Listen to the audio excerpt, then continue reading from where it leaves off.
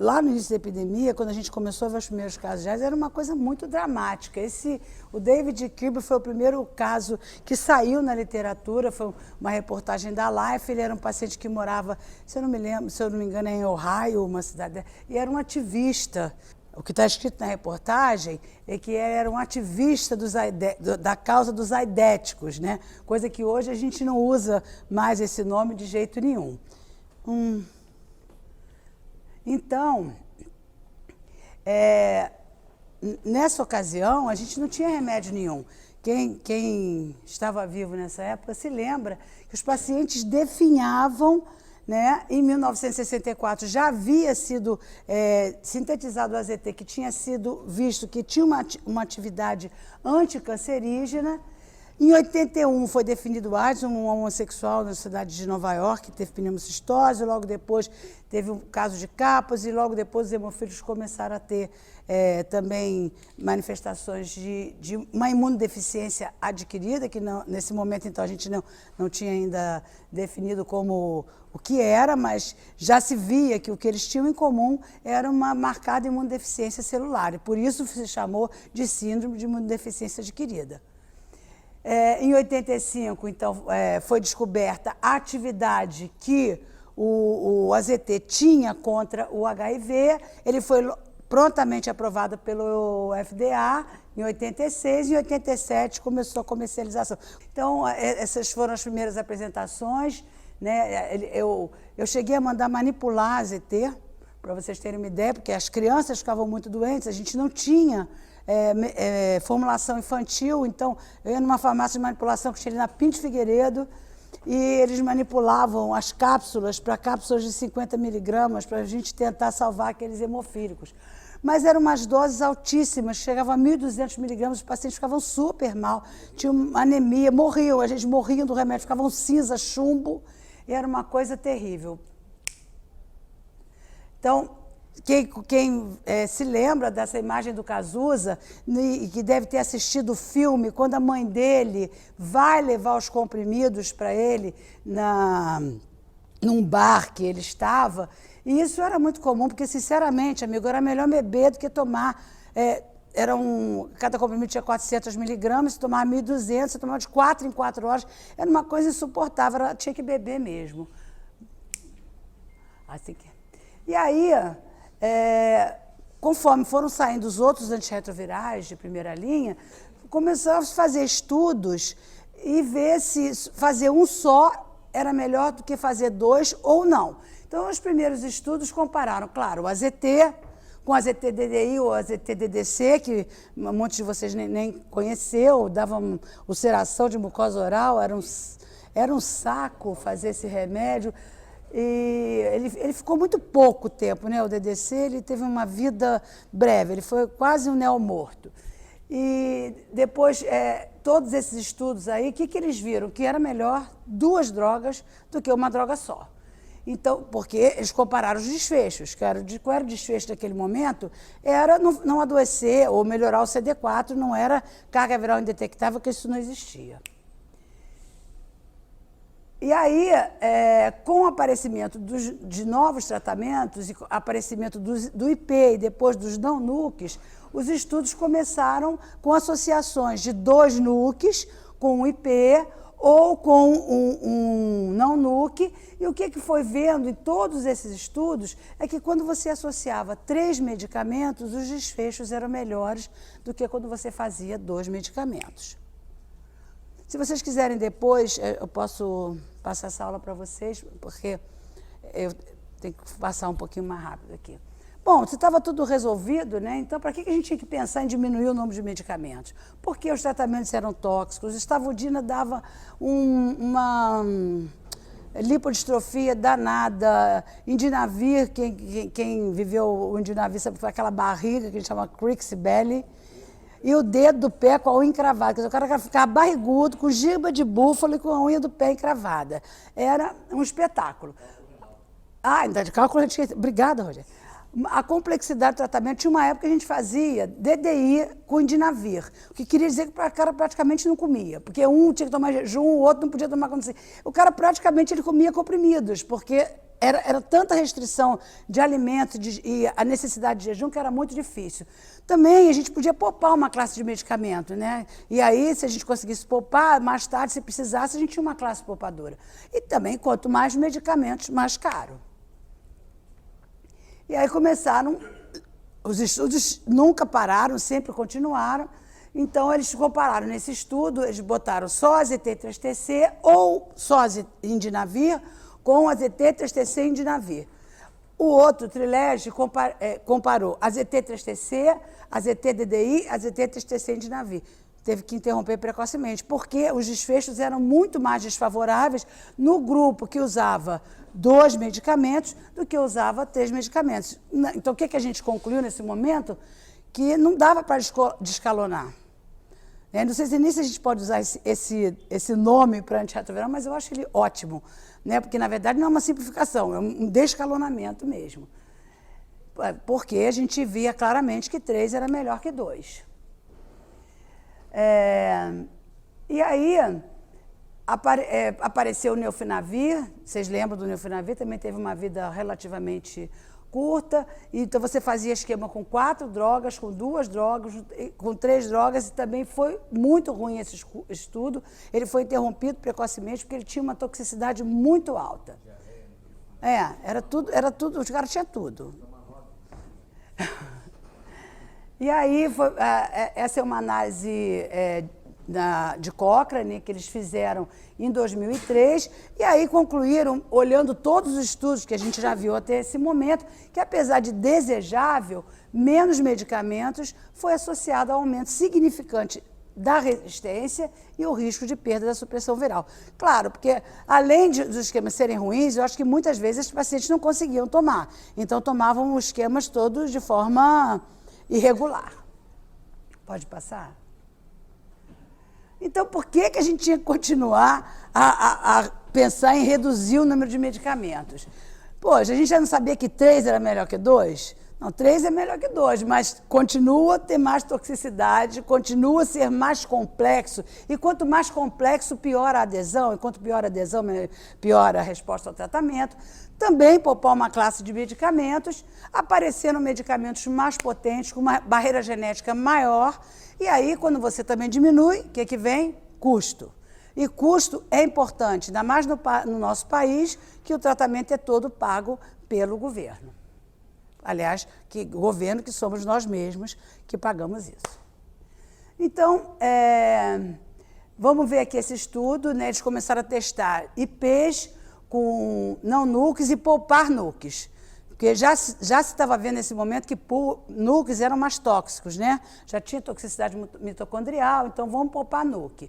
E aí o primeiro estudo foi esse ACTG, o 5142, que usou 2 NUCs com efavirenz ou com um lopinavir versus lopinavir com efavirenz. Era numa população de virgem de tratamento, todos com carga viral acima de 2.000, e eles tinham teste se infectado mais ou menos 1 ano, tinha que ter mais de 1 ano de infecção. Foi um estudo grande, com N de 757 pacientes. Então, o que você viu? Em termos de supressão viral, não fazia muita diferença. Quase todos os pacientes tiveram a mesma supressão viral, tanto no esquema de 2 NUCs com efavirenz, quanto no esquema de efavirenz com lopina, quanto no esquema de 2 NUCs com lopina. Porém, passa aí o outro, o que aconteceu é que houve mais resistência no braço lopinavir e efavirenz. Então, se há mais resistência, não é um esquema bom. Hoje a gente pensa, por que é mais resistência? Porque eu acho que é um esquema mais tóxico, mais difícil de fazer, né? Efavirenz e lopinavir não é um esquema fácil de fazer. Passa. E aí, vamos continuar, né? Temos que estudar mais. Então, esses 3 estudos, eles eram estudos que estudaram IPs com esquema baseado em tenofovir. Então, o primeiro é o Kalead, que estudou lopinavir com tenofovir versus lopinavir e mais 2 NUCs, que não fossem tenofovir. O Spartan estudou atazanavir com raltegravir versus tenofovir, FTC e atazanavir. E o ACTG 5262, que estudou darunavir com raltegravir. Quais foram os desfechos desses estudos? O Kalead teve 40% de interrupção dos medicamentos do estudo. O que é isso? 40% de interrupção é porque era difícil aderir. Era efeito adverso isso. Caletra não é um medicamento que é fácil de tomar, né? Lembra que nessa época a gente ainda teve um problema com o ritonavir e o cara tinha que tomar um ritonavir líquido que era ruim pra caramba. O problema foi mundial. Eu não me lembro se foi exatamente nesse ano, mas houve esse problema e depois ele não era ainda coformulado, aí teve que, ele que era coformulado teve que separar, foi um desastre nesse ano. Mas, de qualquer maneira, você fazer tenofovir lopinavir não foi inferior a fazer lopinavir com 2 NUCs. O Spartan, que é um estudo que usou atazanavir com raltegravir, ele foi interrompido precocemente porque teve primeiro, teve hiperbilirrubinemia importante, grau 4, em 20% dos pacientes, e teve falha virológica no braço raltegravir.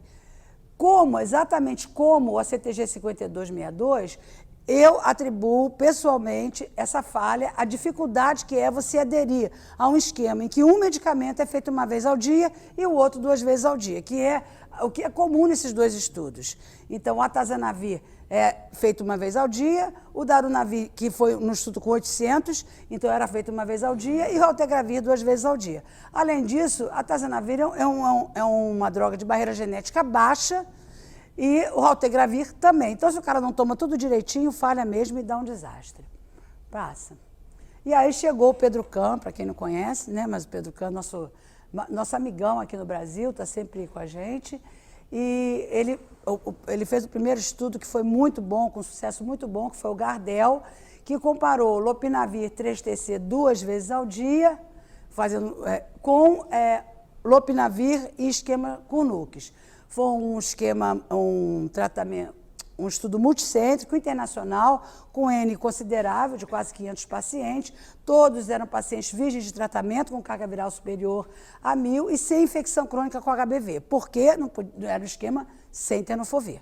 Então, toda vez que a gente vai pensar em esquema sem tenofovir, a primeira coisa que a gente tem que ver é se o cara não tem infecção crônica por HBV, que é o que trata a maior, acho que eu estou vendo sua careca ali. Você levantou e seu cabelinho apareceu assim. E o endpoint desse estudo era a carga viral abaixo de 50 cópias. Tanto no grupo de pacientes com carga viral abaixo de 100.000 cópias, quanto no grupo com carga viral acima de 100.000 cópias, porque ele foi estratificado por carga viral, se menor ou maior de 100.000 cópias, a resposta virológica foi muito boa, com quase todos os pacientes atingindo o endpoint primário, que era carga viral abaixo de 50 cópias na semana 48. Então, a supressão viral foi comparável, né? 88% no grupo terapia dupla contra 84% no grupo terapia tripla. No grupo terapia tripla, teve mais efeitos adversos de forma significante. E o grupo terapia dupla demonstrou que não era inferior à terapia tripla. Então, esse foi o primeiro estudo que começou a ver que o caminho poderia mudar. E aí veio o Progress, que comparou lopinavir, raltegravir com tenofovir, 3TC e lopinavir. O NIT 001, gente, eu não vou ler slide, né? Mas vocês veem que são estudos, o NIT é um estudo com 805 pacientes, o MODER é um estudo com 797 pacientes, então são estudos que têm expressão. E o primeiro, o Progress, teve menos de 70% de supressão viral na semana 96. Não foi bom esse estudo. O NIT 001, que estudou darunavir 800-100 com raltegravir 2 vezes ao dia, o que aconteceu é que nos pacientes com CD4 menor que 200 e carga viral maior que 100, o desempenho não foi tão bom que aquele grupo ali. Teve mais falha. E no estudo Modern, que, ao meu ver, o que houve foi um erro aí, um erro de desenho de estudo, porque foi feito com Maraviroc uma vez ao dia. Quando o Maraviroc, aí nesse estudo, ele deveria estar 2 vezes ao dia. Então, houve, eu acho que um erro de desenho, foi muito ruim esse estudo, matou o Maraviroc nesse estudo aí. Passa. Nossa. Então, isso aqui é só para a gente ver o seguinte, isso aqui é um resultado de uma meta-análise, que eles usam muito esse resultado, que é uma meta-análise que mostra que terapia tripla e terapia dupla, a terapia dupla parece ser mais favorável que a terapia tripla. Mas a terapia dupla sem Maraviroc,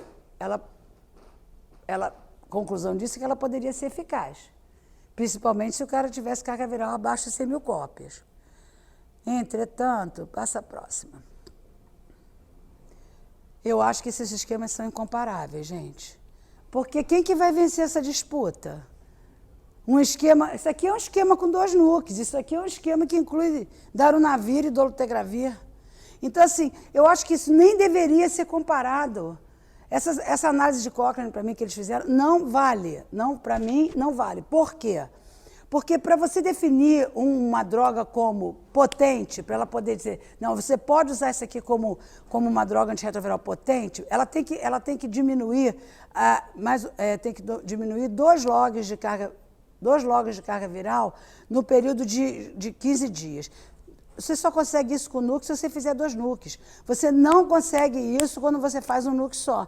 Então, eu acho que quando você compara esquema com um NUC, com 2 NUCs e um IP, ou você compara um esquema com 3TC, IP e um não-NUC, um INI, você está comparando gato com cachorro, ou então você está comparando um Dash Hound e um dog alemão com 2 dog alemão para comer um pedaço de carne. É assim que eu vejo isso. Eu não acho comparável isso e, por isso, não valorizo esse estudo. Passa. Então, o segundo estudo muito importante que saiu, que tem um resultado muito bom, é o estudo PEDAL, que foi um estudo, é um N pequeno, mas é um estudo que deu início à segunda série de estudos, que usou dolutegravir com 3TC em comparação a um esquema em pacientes que já estavam suprimidos. E todos os pacientes tinham carga viral entre 500 e 100.000 cópias. E como demorou entre o screening e o início do estudo, desses pacientes que estavam até 100.000 cópias, quando começaram o estudo, 4 já estavam acima de 100.000 cópias. E o que aconteceu? Supressão viral sustentada na semana 96. Desses que não tiveram supressão viral sustentada, um teve uma carga viral de 99, depois deu uma subidinha para 426, caiu para CT1, não fez mutação de resistência e depois ele suprimiu, mas ele foi excluído da análise porque é por intenção de tratamento, então ele não atingiu o desfecho do estudo, que ela está menor de 50 cópias. E o outro que também entrou como não eficaz foi um suicídio, num paciente que ocorreu entre a semana 24 e a semana 36. Você vai mostrar o snapshot do CDC, eles fazem uma avaliação precoce, né? Aquela foi a avaliação com 14 dias, quase todo mundo tinha carga viral suprimida na base log 10, quase todo mundo já tinha caído mais de 2 logs. Depois veio a CTG 53-53, já com N maior, 120 pacientes, todos os pacientes eram virgens de tratamento, com carga viral já agora mais alta, entre 1.000 e 500.000 cópias, e 90% desses pacientes já tinham atingido carga viral abaixo de 50 cópias na semana 24, que é quando faz aquela análise instantânea do CDC. E só um paciente com adesão subótima desenvolveu resistência nas 2 classes. Então, assim, quando a gente faz um esquema duplo, a gente tem que dizer para o paciente, ele tem que entender que aquilo não funciona se ele não tomar. Ele precisa tomar para funcionar, porque não é para fazer monoterapia. Né? Então, hoje até se discute se tem muita importância ou não você fazer genotipagem pré-tratamento num paciente que vai usar um esquema desse. Se discute. Ainda, quase todos os estudos estabelecem que você deve fazer genotipagem pré-tratamento para fazer um esquema desse. Mas já se discute, porque parece que mesmo que ele tenha mutação 184, então ele vai ter uma ação menor do 3TC, mesmo assim vai funcionar, porque esse vírus é cambeta, né? O vírus que tem mutação 184, ele não tem a mesma... perdi a palavra. Isso. Não tem o mesmo fitness, a mesma virulência do outro vírus, do vírus selvagem, e aí parece que mesmo assim o dolutegravir vai funcionar, tanto que se discute hoje, mesmo nos locais onde você usa, está pensando em usar esquema duplo na primeira linha, se você deve ou não fazer a genotipagem pré-tratamento. Eu ainda não me sinto à vontade para fazer sem genotipagem pré, mas isso é discutível. Aí, um dos pacientes tinha uma adesão subótima, desenvolveu resistência às duas classes de droga, como a gente está falando. Então, olha só o que eles fizeram. Eles pegaram os pacientes que falharam e aí eles estudaram esses pacientes no momento da falha.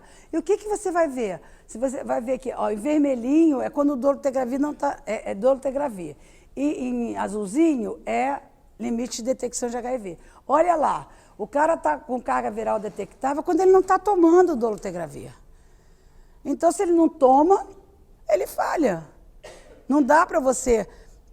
Aí o cara fica tomando só lamivudina, ou toma um dia lamivudina. Tem histórias do paciente que diz assim, um dia ele toma um remédio, outro dia ele toma o outro para ele poder economizar um pouco. Demorar mais um pouquinho o tratamento.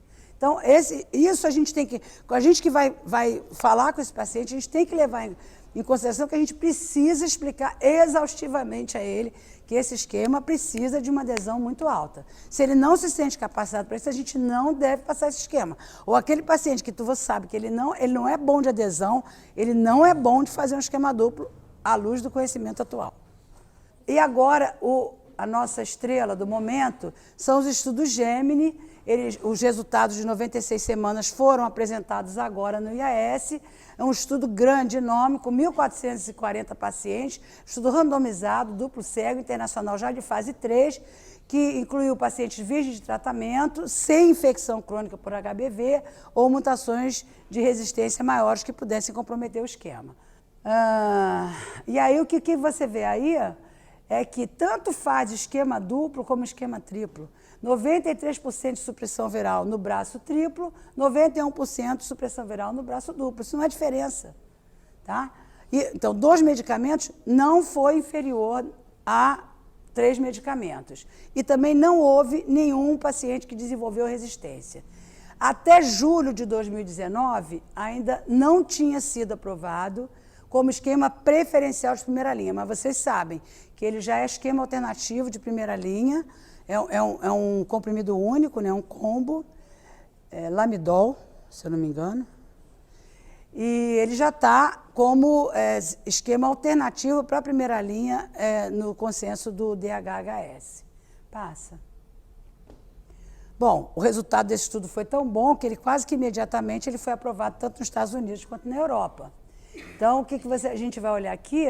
Eu trouxe assim só para... que não é o objetivo do nosso encontro aqui, mas o objetivo aqui é ver supressão viral, mas você vai ver que, claro, no lado que é dolutegravir 3TC, o desempenho para osso foi melhor. No outro lado, que tem tenofovir, o desempenho para lipídios foi melhor. Tenofovir, ele praticamente é um hipolipemiante. Eu estou até pensando em tomar tenofovir, para ver, com metformina, para ver se eu emagreço e meu colesterol desaparece. E o que a gente está estudando agora? Quais são os esquemas duplos que estão mais emergentes? Além do dolutegravir 3TC, tem o estudo antes, é um estudo também muito bom, com darunavir 3TC, um estudo com um N de 182 pacientes, 24% desses pacientes tinham cargas virais acima de 100 mil cópias. Ele comparou darunavir 3TC com darunavir tenofovir 3TC. 93% dos pacientes tinham carga viral menor que 50 cópias no grupo de 2 medicamentos na semana 48. Então, a eficácia virológica e a tolerabilidade foi comparável nos dois grupos e 2 foi não inferior a 3. O estudo novinho, também apresentado agora, é um estudo que é o D2-EFT, eu não sei como falar isso se não for assim, que estuda o darunavir com dolutegravir, que a gente já faz há muito tempo, né? Esse esqueminha aqui, a gente começou com raltegravir e agora a gente faz com dolutegravir. É um esquema, é um estudo que já está, estudo de fase 4, para pacientes que falharam com esquemas de primeira linha, se não está ainda, não tem estudo ainda em paciente para a primeira linha, estudo para primeira falha, ele é randomizado, aberto, internacional, e ele compara dolutegravir com darunavir vezes o esquema hoje considerado padrão ouro, que é de 2 NUCs com darunavir. A análise primária desse estudo está planejada para 2021, mas a gente acha que vai dar bom, certo. E a novidade desse congresso foi o islatravir, que é uma classe nova, né, o islatravir. O estudo que traz essa droga é o DRIVE-2 Simplify. Tem um N de 121, eu vou explicar esse estudo, passa. Então, ele é um inibidor de translocação da transcriptase reversa, análogo de nucleosídeo. Ele inibe tanto cepas selvagens quanto cepas resistentes do HIV. Tem uma barreira genética alta e a forma ativa dele chega a durar 120 horas. A análise atual, essa que foi apresentada, ela comparou eficácia e segurança na semana 48 de doses diferentes de islatravir com doravirina. E vocês vão ver no próximo slide como é que foi feito isso, eu acho. Então, esse aqui primeiro, eles têm 3 doses, vocês vão olhar, né, de islatravir, 0,25, 0,75 e 2,25. Que todo mundo começa usando islatravir, doravirina e o NUC, que é o 3TC. E o grupo comparador é doravirina, 3TC e tenofovir, que já é um esquema que já está em uso. Tá? E aí, quem chega na semana 24 com carga viral abaixo de 50 cópias, passa para a parte 2 do estudo, que retira o NUC. Então, ele fica as 3 doses de islatravir com doravirina, comparado as 3 drogas, doravirina, 3TC e tenofovir. Quem chega nesse momento vai passar para a parte 3, que é a manutenção. A gente está aqui, nesse ponto, entre um e outro. Os desfechos primários foram carga viral abaixo de 50 cópias na semana 24, que é aquele primeiro que a gente viu, para passar do primeiro bloco para o segundo, e depois na semana 48, que é para passar do segundo bloco para o terceiro bloco. Esse estudo é muito bem desenhado porque ele tem placebo. Então, o cara toma 3 drogas, ele não sabe se ele está tomando 3 drogas ou 2, porque no esquema com 2 drogas, ele toma o placebo da terceira. E o que se viu até agora, no desfecho primário, aqui, o número de pacientes, se carga viral abaixo de 50 cópias. Quase todos os pacientes atingiram carga viral abaixo de 50 cópias na semana 48. Então, ao que parece, a gente vai poder usar esquema duplo de islatravir e doravirina. Foi comparável, olha lá, em marrom é o esquema triplo e nas outras cores é o esquema duplo. Até é um pouco favorável, mas isso estatisticamente não é significante. No esquema duplo, melhora a resposta do que no esquema triplo, mas não é igual. Passa. Então, as conclusões desse estudo, acho que eu já acabei falando aqui no meio, os pacientes virgens de tratamento que iniciaram com esquema triplo, de islatravir, doravirina e 3TC, atingiram supressão virológica, que era o endpoint primário, e em seguida mudaram para, na semana 24, eles mudaram para doravirina, e o que eles tiveram? Taxas de supressão virológica comparáveis, todos os grupos. Na semana 48, foi feito um instantâneo do FDA para ver quem estava com carga viral abaixo de 50 cópias, e isso variou de 74,4% a 90% em todas as doses de islatravir. Até a que tem pior desempenho é na dose mais alta, versus 83,9% no braço triplo. nenhum dos pacientes atingiu o critério para fazer teste de resistência, porque para fazer teste de resistência eles tinham que falhar acima de 80 cópias. E ninguém teve mais de 80 cópias nesse estudo. Os que estavam abaixo não chegaram abaixo de 50 cópias, não estavam acima de 80 cópias. Então, o perfil de segurança foi tolerável em todas as doses, os limites de evento adverso os eventos adversos foram poucos, a descontinuação devido a evento adverso foi baixa, 2,2% com todas as doses de islatravir contra 3,2% no esquema triplo. Então, o que eles concluíram é que ele tem um potencial promissor para esquemas duplos. Então, esse estudo ele precisa ser estendido ainda, passar para a fase 3 para a gente ver como responde. E aí, o que está nos guidelines hoje? Porque a gente tem vários guidelines que tem uma pequena diferença entre um e outro. Passa. Então, o que a gente vai ver? Que em termos de esquema duplo, qual é o cenário? Ninguém ainda tem ele como primeiro esquema, né?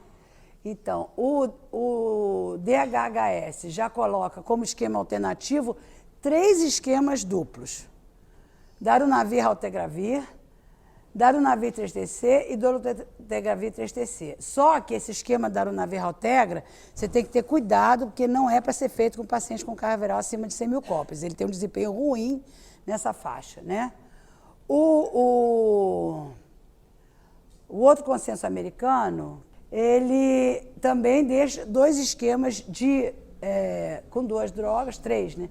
Mas também como alternativo.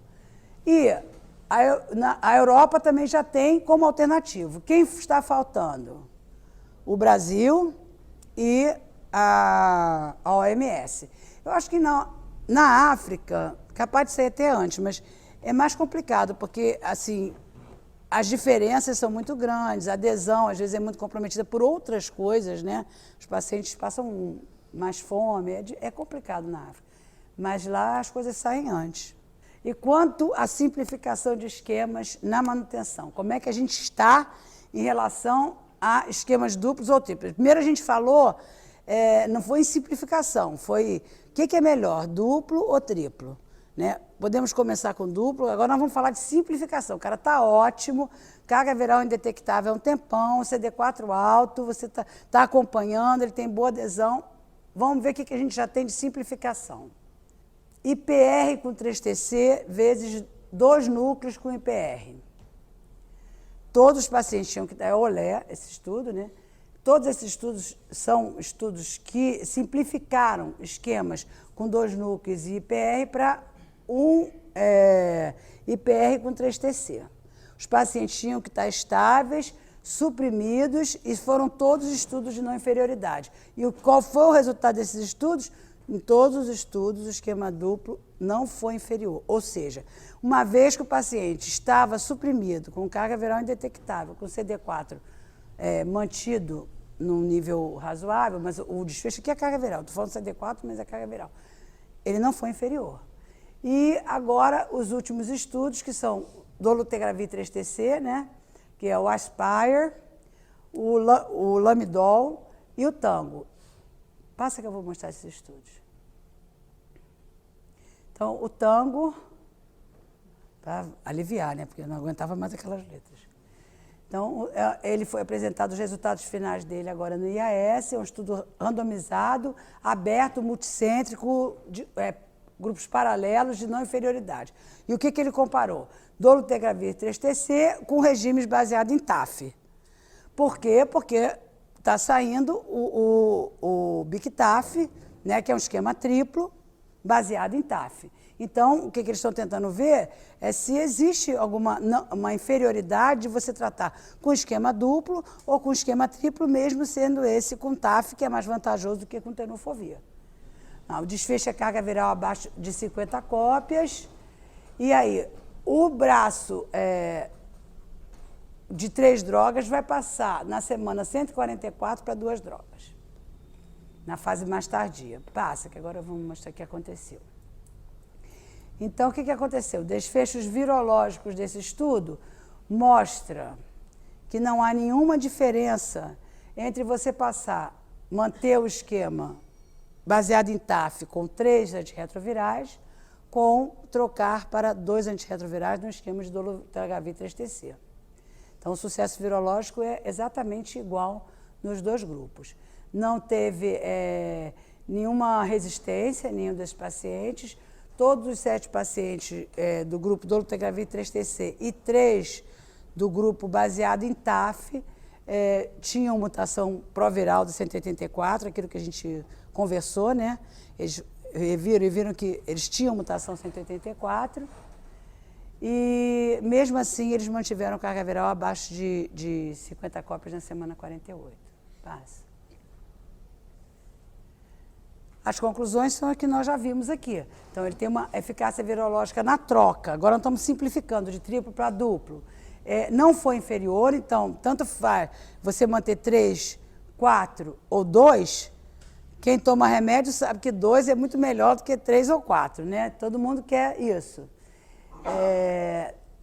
Não teve falha virológica no braço do dolutegravir 3-TC e teve uma no braço TAF, mas não teve resistência, então isso não tem importância, você corrige e volta.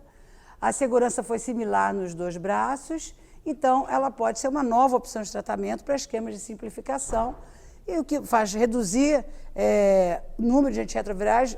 Não sei se vocês já têm essa sensação, mas acho que todo mundo tem. O cara toma um monte de remédio, quando ele tira um remédio, ele não estava se queixando de tomar um monte de remédio. Mas quando você tira um, ele fala, eu estou me sentindo super melhor agora.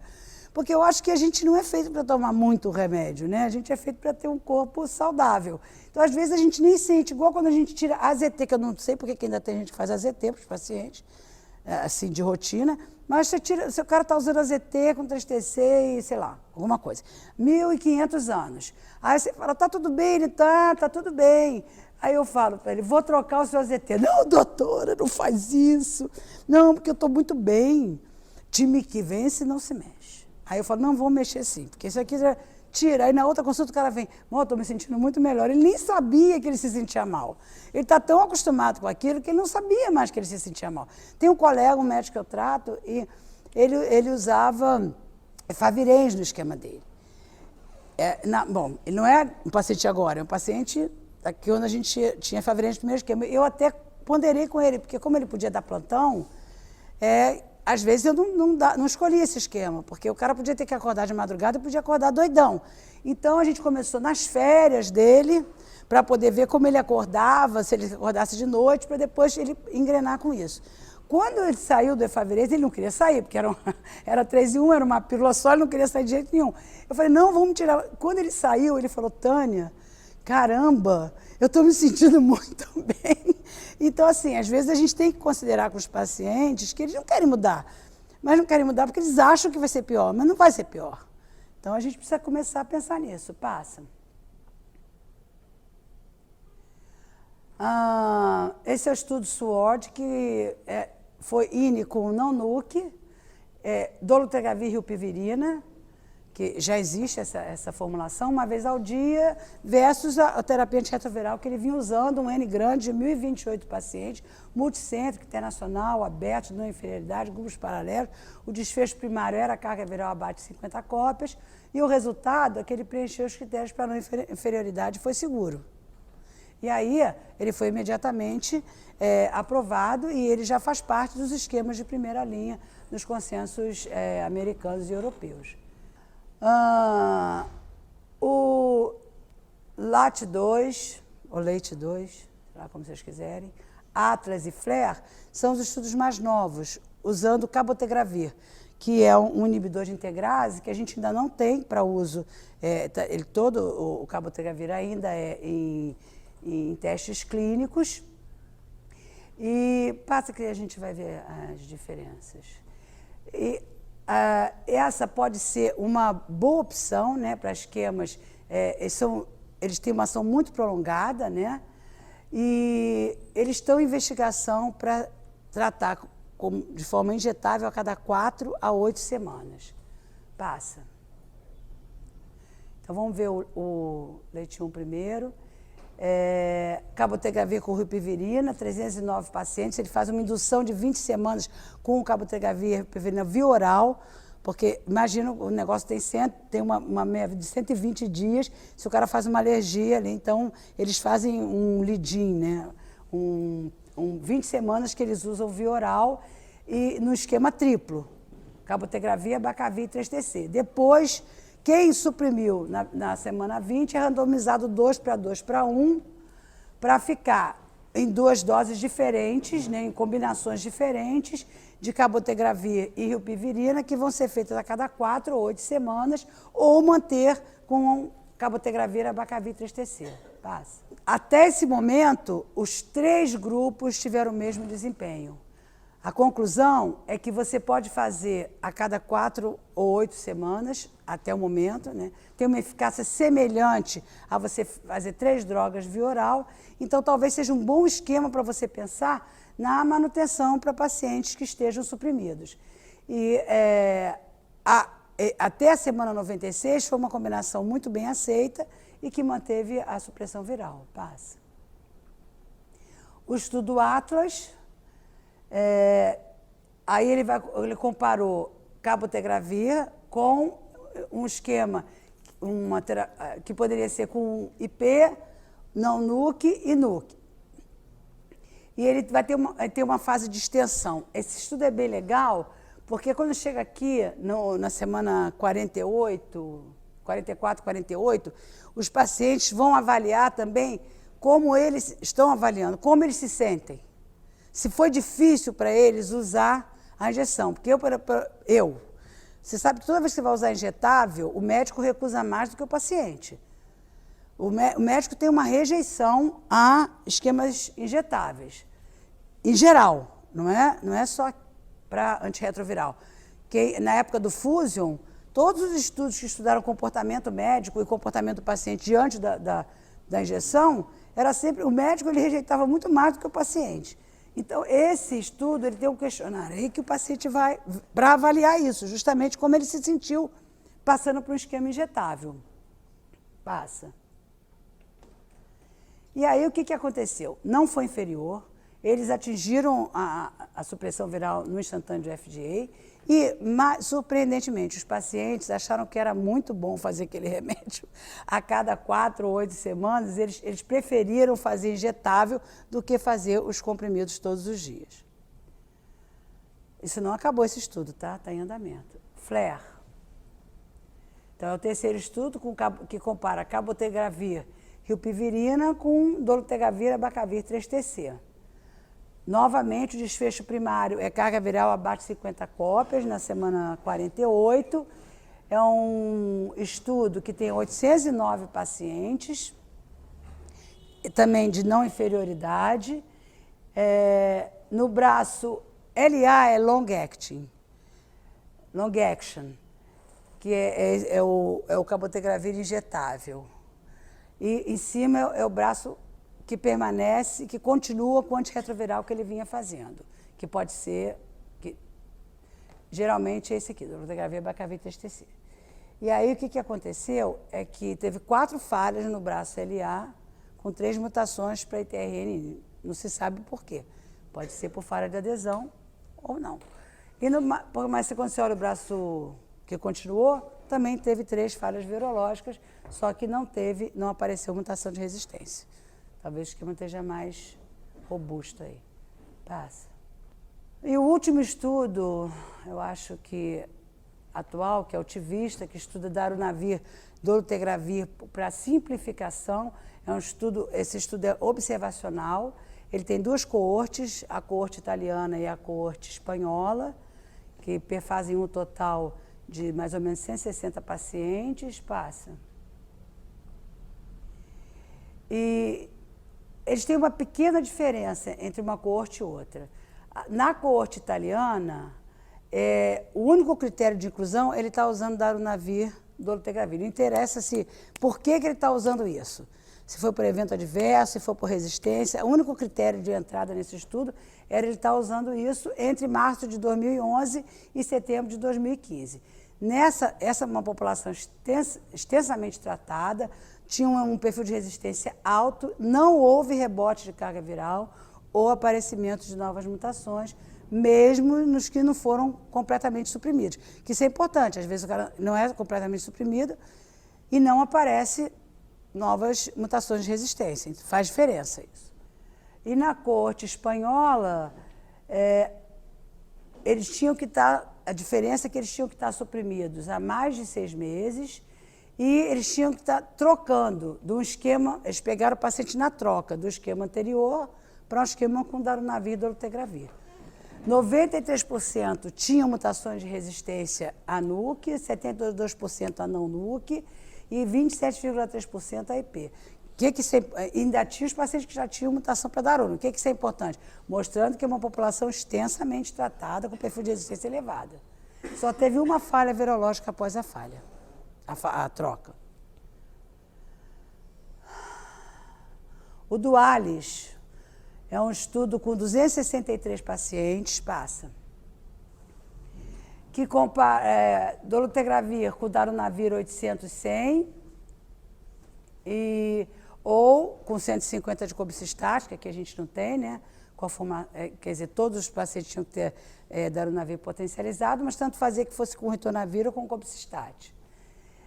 Os pacientes que estavam em supressão viral com darunavir booster mais ITRN foram randomizados para manter esse esquema ou para trocar para darunavir booster com dolutegravir. Com 48 semanas, o esquema, 86% dos pacientes, quase 87% dos pacientes no esquema duplo tinham atingido o endpoint primário, que era a carga viral abaixo de 50 cópias, e mais ou menos a mesma coisa no esquema triplo. E o endpoint secundário, que era atingir carga viral menor que 200 cópias, 90% de um e 91% do outro, ou seja, a mesma coisa. Bom, então, para a gente concluir, a gente tem que pensar o seguinte: esquemas duplos, o que eles são? Atuais, eles são potentes, eles são convenientes, eles são bem tolerados. Com os medicamentos que a gente tem hoje, eles têm elevada barreira genética e eles possibilitam poupar medicamentos para uma situação que você, por exemplo, um paciente que eu tenho internado agora com pancreatite e que é um samba do crioulo-doido. Às vezes você tem que ter remédios para você fazer naquele momento, que você não está fazendo, né? Os dados de maior poder para tratamento com esquema duplo são os dados de IPR, que o estudo foi com lopinavir, mas também tem com darunavir, com 3TC, e IPR com 3TC ou dolutegravir com 3TC. Qual é a ressalva para dolutegravir com 3TC? É paciente com carga viral acima de 500 mil cópias. Também, como eu falei antes, à luz do conhecimento atual, é importante ter o teste de resistência pré-tratamento. Eles não podem, nenhum desses estudos, estarem co-infectados com HBV, porque são esquemas que não têm tenofovir nem TAF. E a outra limitação é ter resistência nas duas classes. Já temos alguns dados, né, de IP potencializado com dolutegravir, né, darunavir e dolutegravir, a gente apresentou aqui. E são esquemas emergentes, esses esquemas aí que a gente viu, e outros esquemas, como com cabotegravir, com os latavir, que a gente viu anteriormente. Então, o que eu acho é o seguinte: será que os consensos vão manter esquema duplo só como alternativa? Eu tenho a impressão que eles vão mudar. Essa é a minha sensação. Então, eu quero agradecer a vocês por estarem aqui e convidar a todos para o Infecto 2019, onde a gente vai ter vários assuntos, entre eles, acende a luz ali, essas palestras. O Pedro Kahn vai estar nessa, né, a gente vai ter um fórum de HIV no primeiro dia do Congresso, um fórum que é uma parceria da SBI com a Virology Education, e onde vocês vão poder assistir os pesquisadores internacionais que trabalharam e trabalham nos estudos de ponta falando sobre esses estudos. Podem...